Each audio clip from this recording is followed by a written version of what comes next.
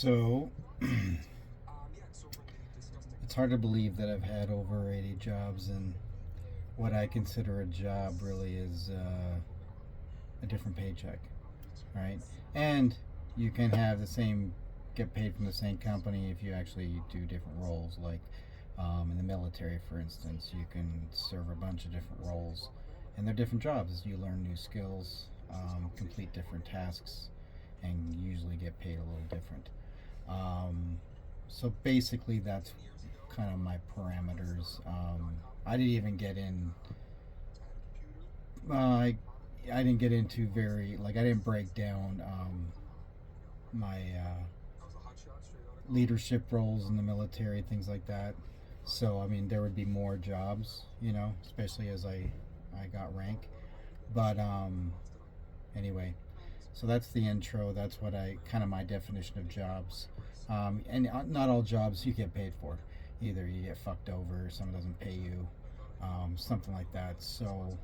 Um, so I'm gonna go ahead, and it's just I've got listed here 82, but I know I could probably throw in a couple more. But these are all legal jobs. Um, so we'll start back. I'm sure I did something before, like mowed a lawn or something like that as a kid, but I don't recall ever doing that. I did recall shoveling walks. So, but as far as I could go back, I was born in 1972, and first thing I kind of remember for work is that I did a lemonade stand, and and I had hot dogs, and it was new communities. So there was lots of like construction and stuff, so I just sat there right by the main road, and recall doing pretty good. Recall my mother trying to have to go to the store a few times to get more products. So I have no idea what I made, but I remember, being very happy and having a lot of fun, and it was a positive experience, and you know, so that was I was probably 7 years old then. I got this in 1979. So then in the 80s, next year, I would do flyer delivery. Kids would get recruited to do flyers. And it was horrible pay. I remember thinking, like, not that it was a kid thing, just like, this is not good, but, I needed something. I always needed to work. And then, like in 1984, so I would have been like 10 or I was about 12 years old. I was doing ice cream on a bicycle, and the cart in front of me was called Dickie D, and that was in Calgary.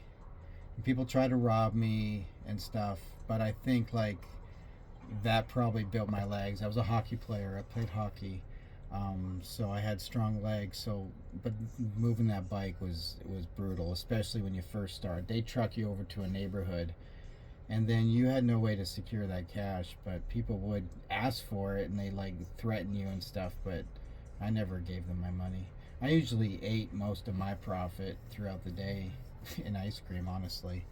Um, and then I remember I did that for like the summer. That was a summer job. Um, and honestly, if I didn't eat so much fucking ice cream, I probably would have done pretty good.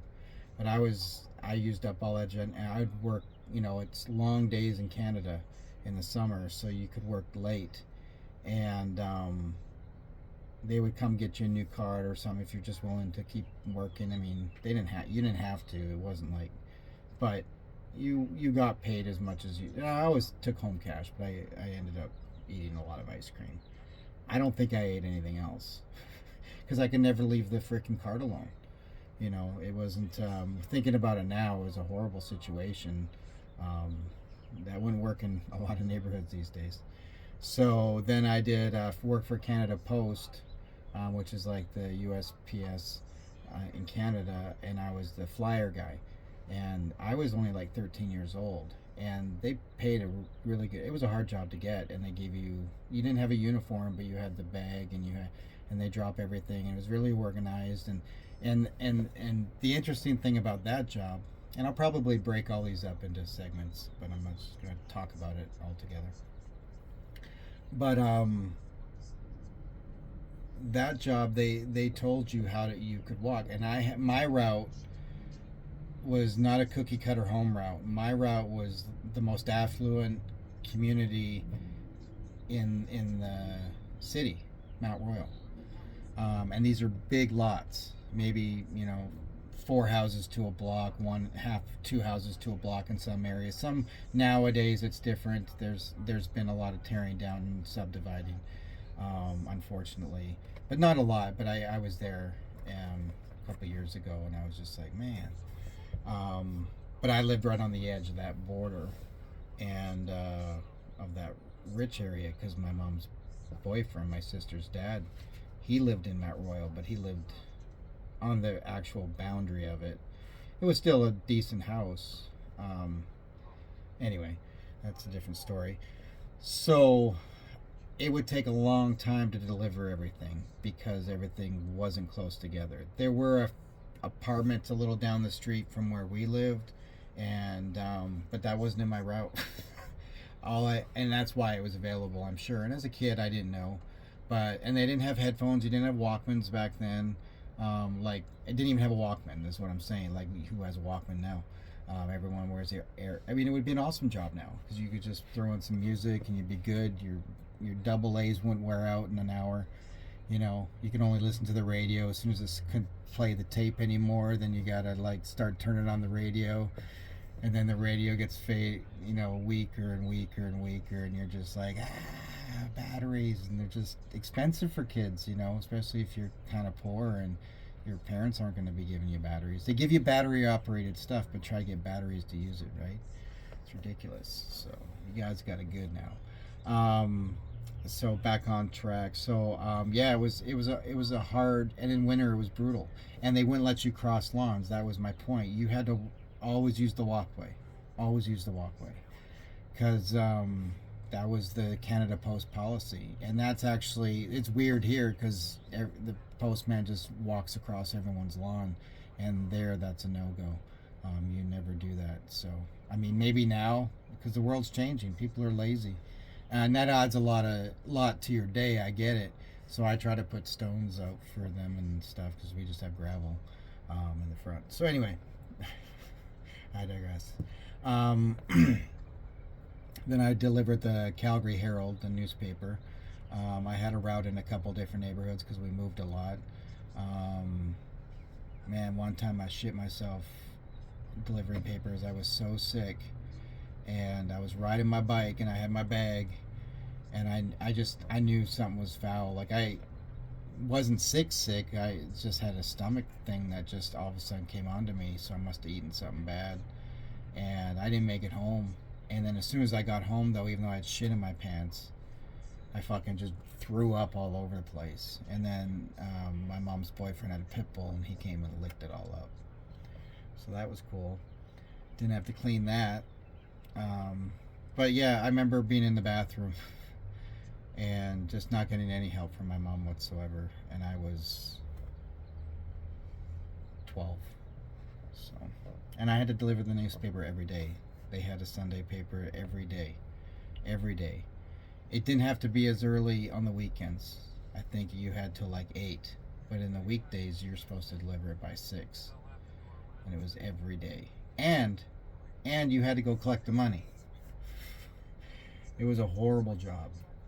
And one day, after 3 years of this, it was winter, and it was freezing, and it was snowy. And my mom really wouldn't buy me what I needed. I just kind of acquired clothing, it seemed.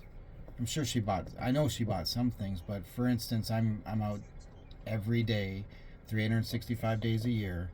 So this is Canada, this is Calgary. It's cold AF. It's cold as fuck.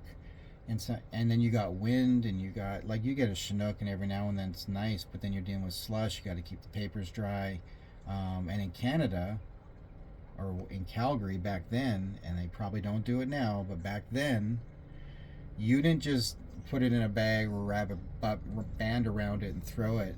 You couldn't do that because we had such shitty weather. Everyone has a storm door. Basically, everyone has a storm door. And so you got to put it in between the house door and the storm door. So you got to walk up the steps, open the door, close it. Try not to slam it because it's before 6 a.m. And I just accepted that for many years, that that's just, you know, what happens and stuff. And I guess I'm about 14. Yeah.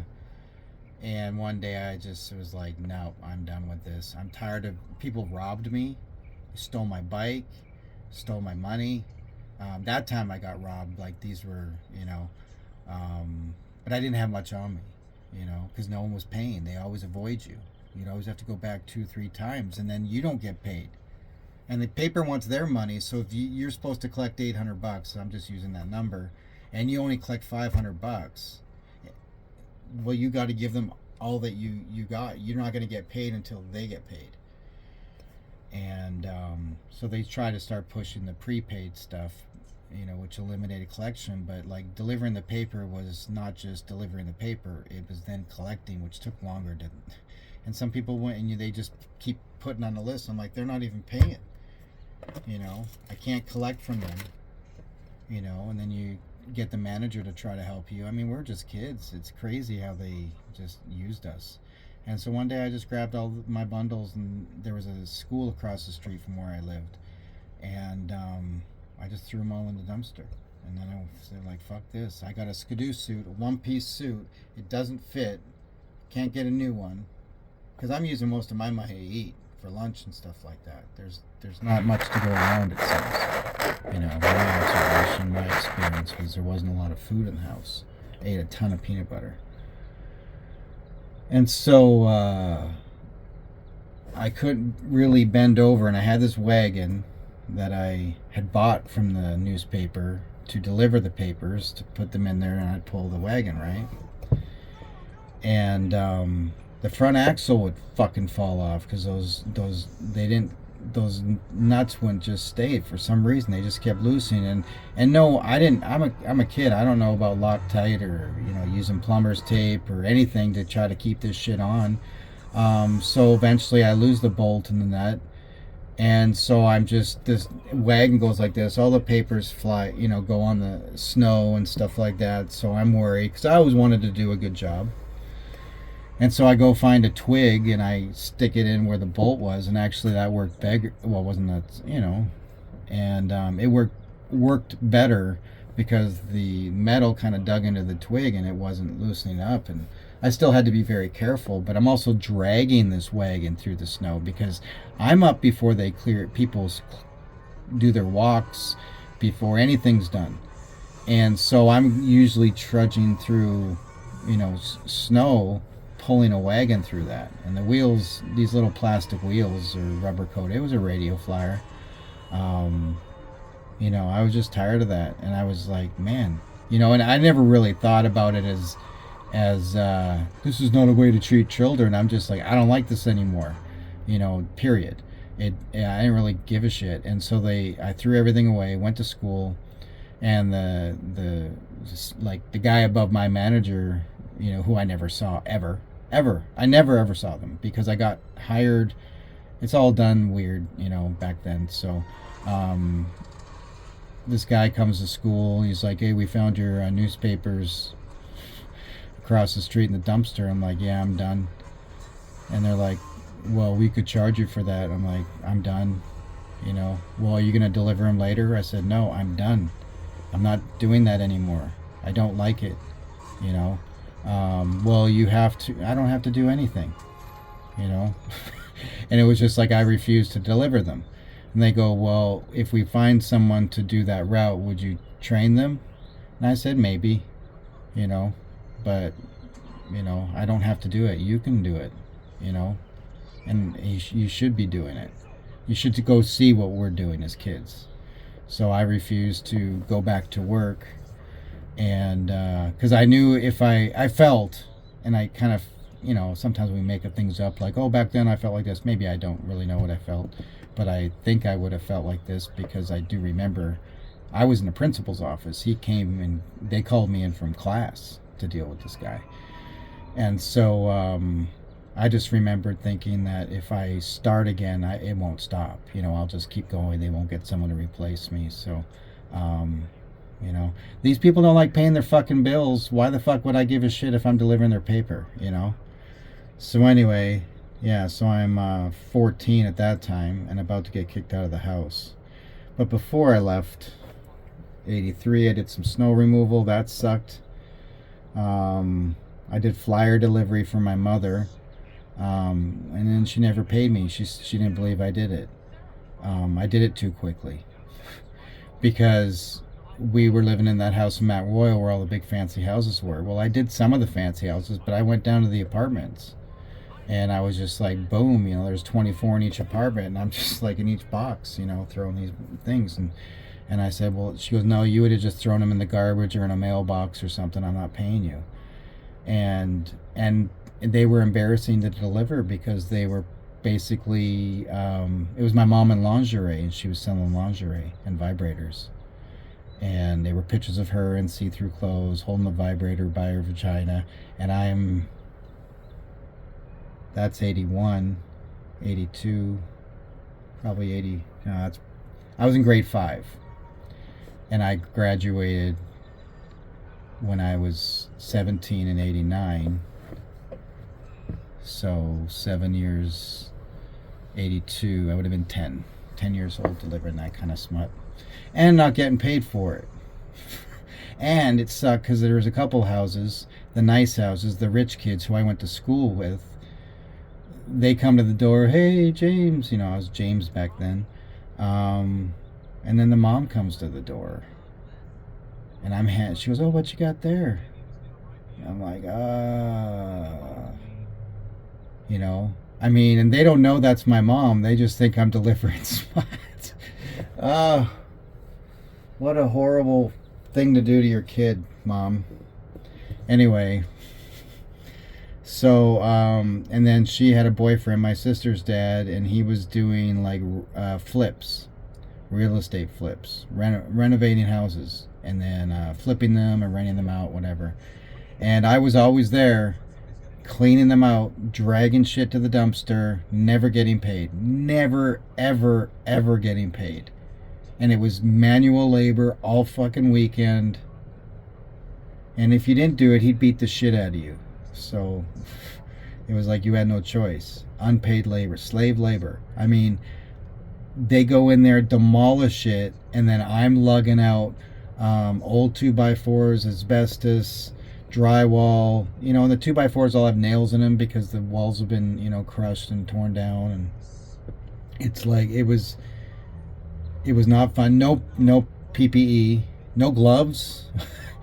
He was a horrible person. Yeah, and totally abused the situation. So I did that. I got a job in like 87 with McDonald's. I was visiting my mom for the summer. She kicked me out the year before. Not long after I quit the newspaper. Maybe because I wasn't bringing any more money in or something. I don't know. But I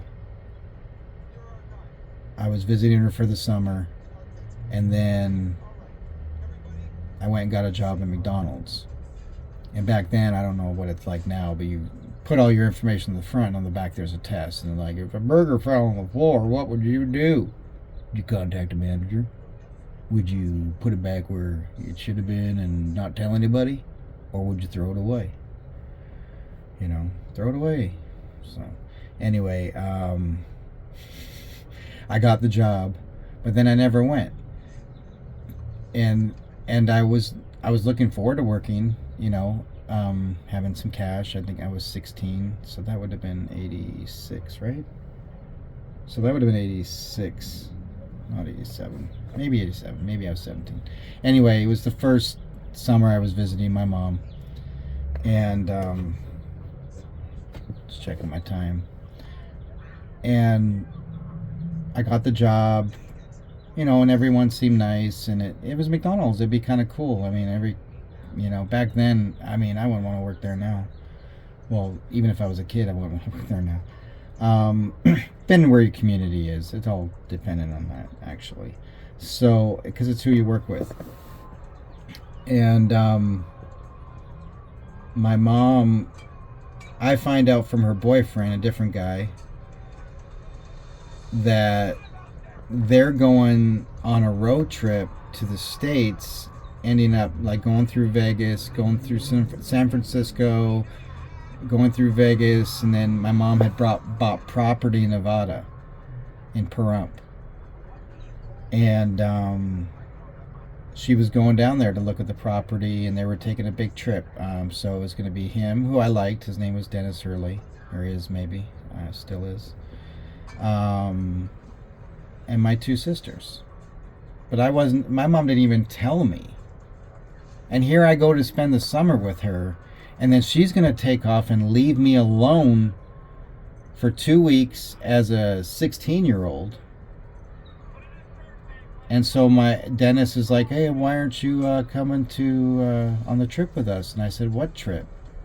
And he goes, and he told me all about it.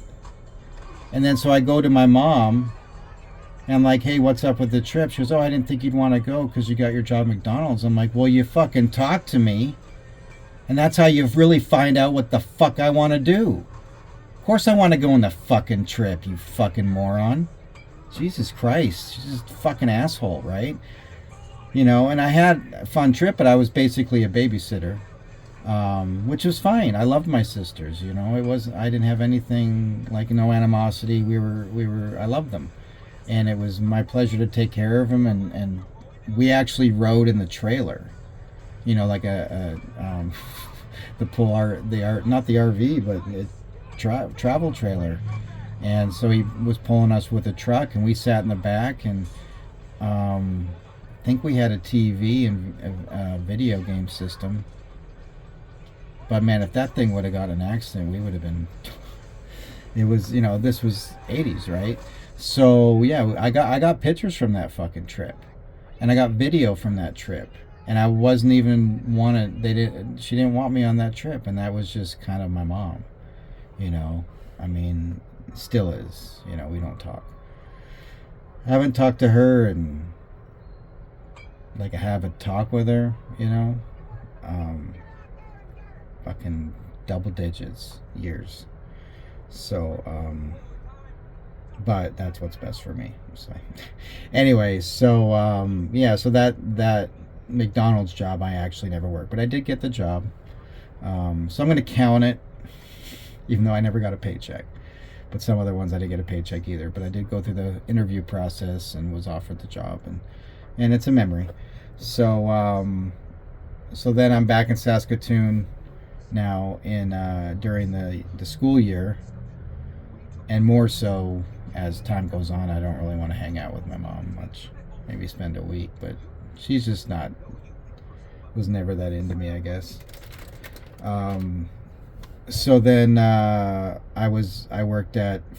dad worked at a moving company. He was like the main guy or whatever. So I got to work there. So I was a mover. One thing I would do was a swamper, and then we would also do demolition. So I counted that as because that was a different part of the business. And then what else did I do? I think that's pretty much it there. Then there was a restaurant not far from there, small city, Bonanza. I worked there. I did different jobs where I got different pay. I got started as a busboy, then went to dishwasher, then went to prep cook, and then I quit. And I was leaving town basically. So, but that was good. I worked with good people. I mean, it was a good place, and the owner was really nice. Really, I mean, one of his managers was kind of a moron, but for the most part, people liked me. So I didn't really have, you know, I'm funny. I'm fucking funny. So anyway, so then I left there, and I think I've had another job there. I just can't remember what it is. It's escaping me, because my dad could find like unique jobs every now and then. You want to do this? So I mean, I would do like things like put boxes together to put chemicals in to ship off to the farm for egg, and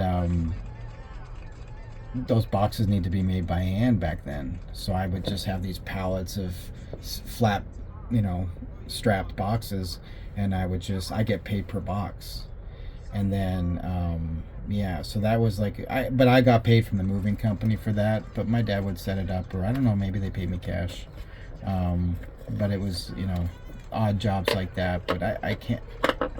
Anyway, we'll say that's it for Saskatoon for now.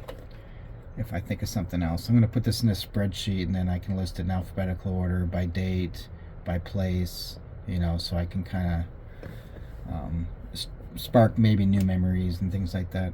So then from there, I forced my way into a job at Sunshine Village, which is just now called Sunshine, in Banff, as a ski lift operator. And that's a neat story, but I'm not going to get into that right now. So my first job, I was working as the T-lift operator. Well, basically I was a lift operator, and then I got canned from that job. It was interesting. It was an interesting thing, and that's another story too. The mountains drug dealer called in to the police and gave them some fucking story that I was stealing thousands of dollars worth of quarters from the arcade.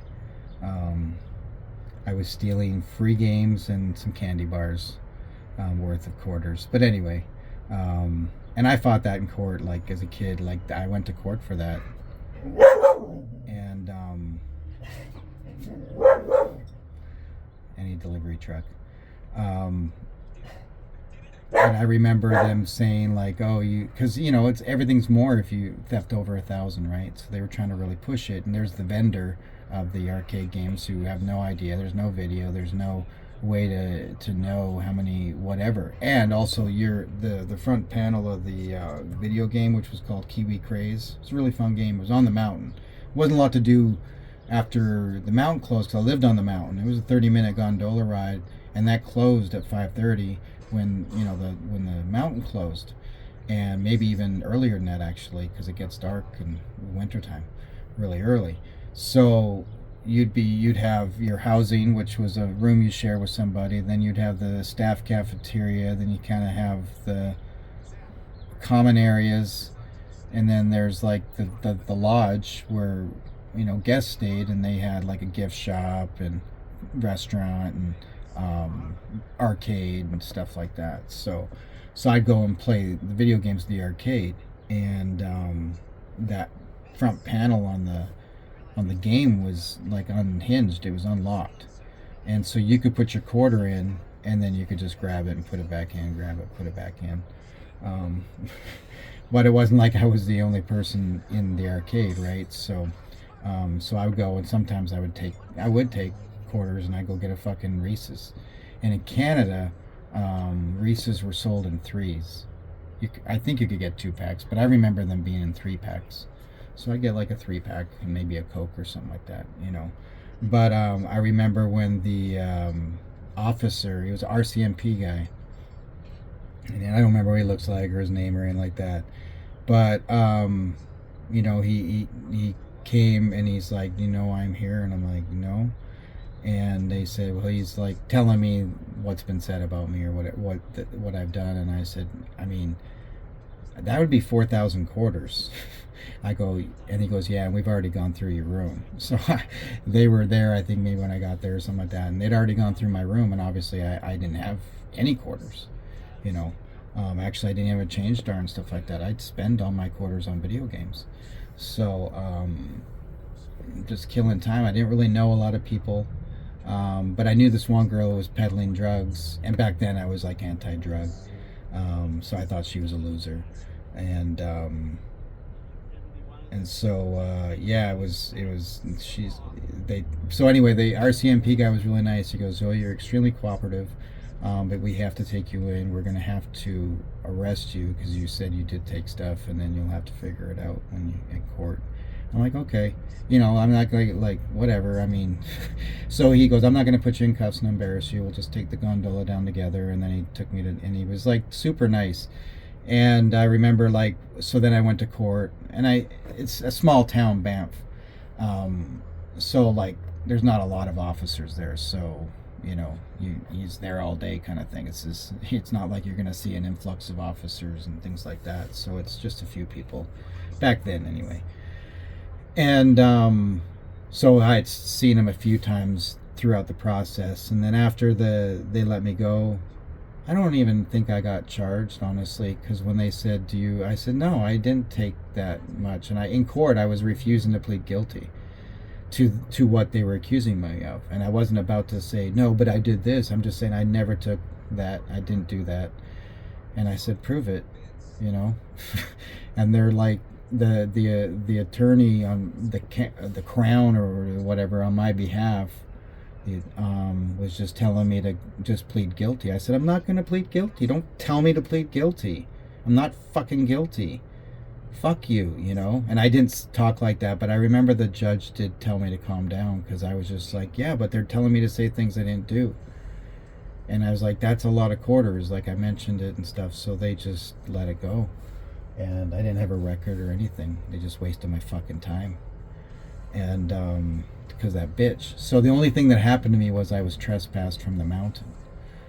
So when I was leaving, they take me back to the jail, and I think I needed my shoelaces or something. I don't know what it was. And then my bag, I had all my stuff, and they put it in a locker for me. I only had like a hockey bag full of stuff. That's all I had. That was everything that I owned was in a hockey bag. And Jesus Christ, it's just, I didn't have anybody really. I had my grandmother, but she couldn't be with me, And just thinking of that kid doing it, though, I wasn't afraid. It's crazy. I just wish somebody would have just taken me by the shoulder, though, and that's why here now I'm talking about 80 plus jobs, because I still am, I'm wired weird. So anyway, I remember he gave me some food, and I just remember him being really nice, and I think he was really impressed with my demeanor. And could tell that I wasn't like a fuck up. I was 17. Maybe I just turned 18. I turned 18 when I was on the hill. Graduated when I was 17, left town. Anyway, who knew that would happen? I think I'll take a break.